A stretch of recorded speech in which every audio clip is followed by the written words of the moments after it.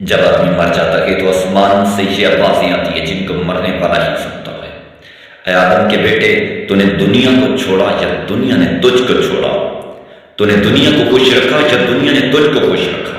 تو نے دنیا کو کھایا یا دنیا نے تجھ کو کھایا؟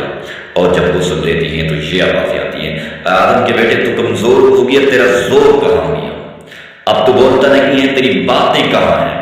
اب تو کہہ رہا ہے، تیرے ساتھی کہاں ہیں؟ اور جب کفن پہناتی ہیں تو یہ آواز آتی ہے، اے آدم کے بیٹے، تو سفر میں خالی چلا گیا، دنیا میں کبھی نہ آئے گا۔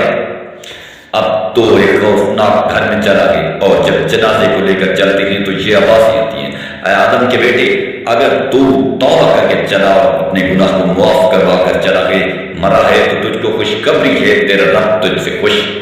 اور اگر تو نے توبہ نہیں کی اور گناہ معاف نہیں کرے تو بڑے غم کی بات ہے، تیرا رب تجھ سے نہ خوش۔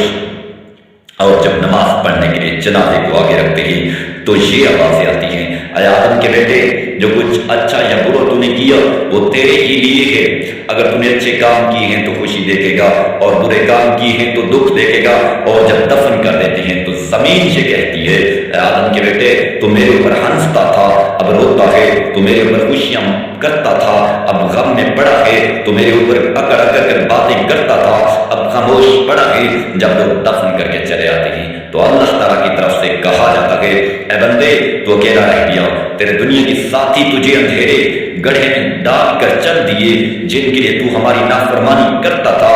اے بندے، آج تیرے اوپر ایسا رحم کریں گے، تیرے ماں باپ نے بھی ایسا رحم